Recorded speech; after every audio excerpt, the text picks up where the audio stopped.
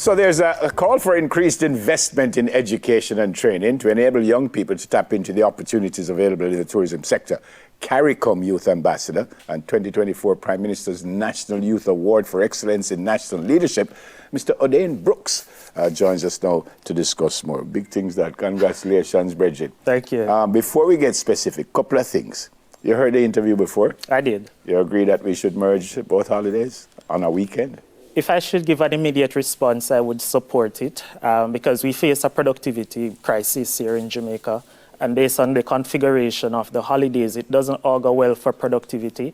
But I'm also mindful of the other side of the conversation about respecting the strength of the argument that it is our independence, and independence meant self-liberation. So it's a conversation that must continue. So in a sense, you're kind of saying don't move it, but you understand why they want to move it. Certainly. How did you become a CARICOM Youth Ambassador? So it is a program within the Ministry of Education and Youth. So it requires a competitive selection process. So there is an open call, and Jamaican young people are able to apply. And so I would have applied. How did you know about it, though? Well, I'm in the youth space. So I feel him just throw a word off of me. I feel him just fling a word off of me. So because of that awareness, I would have, of the knowledge that I'm of the acumen, and so I would have sent in an application, gone through the process, ultimately. And your role in that is what? So pretty much I'm a conduit for the young people and the heads of government. So we represent issues important at the CARICOM level, at the level of young people. Okay. I said at the top, a call for increased investment in education and training. In what areas? I know it's tourism we're talking about, but are these specific areas we're talking about? Certainly. We have great opportunities in entrepreneurship development.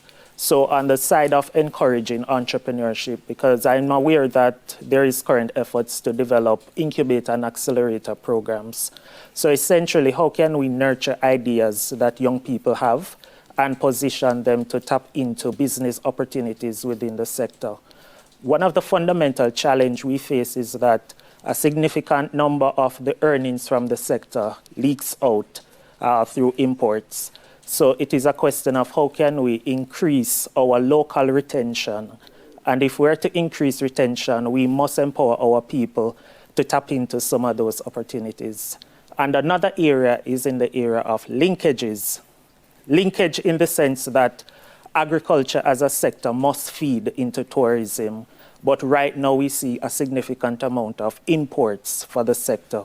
So if we can strengthen those sectoral linkages, then we would be able to increase the participation of young people and also increase the retention of the tourism earnings. Where is this coming from, Odane? Have you had discussions with young people who say, well, I want to go into tourism because I'm not hearing you say, get them involved in teaching because the teacher them are run go away. Get them involved in accounting because we're losing people. So where did this come from that you are suggesting that we need more people to buy into the tourism sector? So I believe that if we are to build the resilience of the sector, one of the areas that we have to tap into is how to make it more sustainable.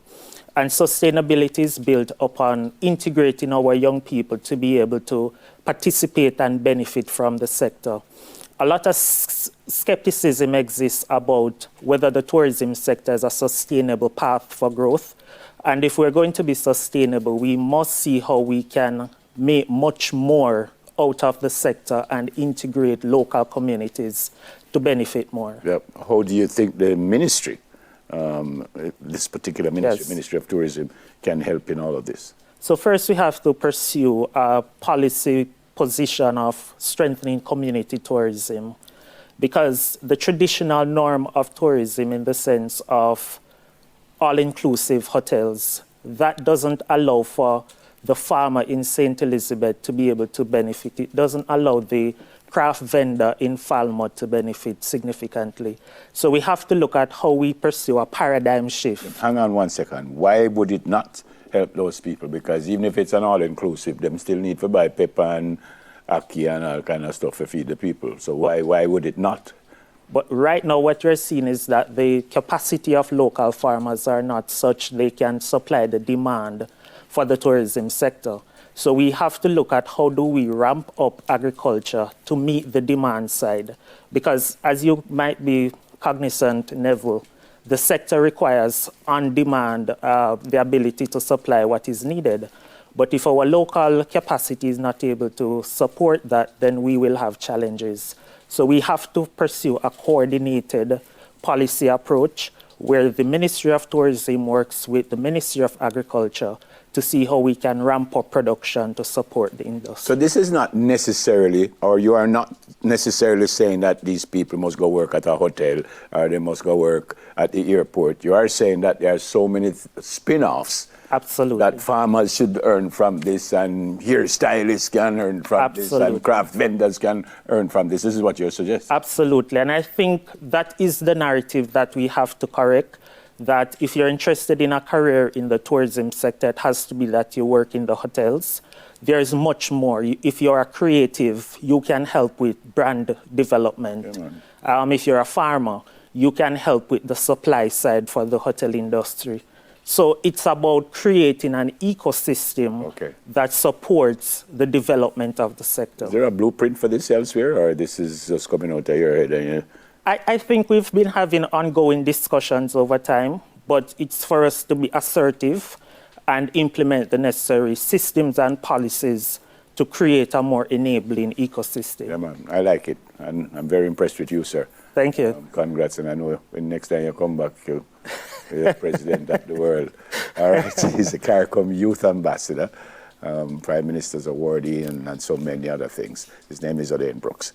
All right, folks, we're going to go for a break. When we come back, the second edition of News in 5, and then we will continue. All right, stay with us, please. Soon come.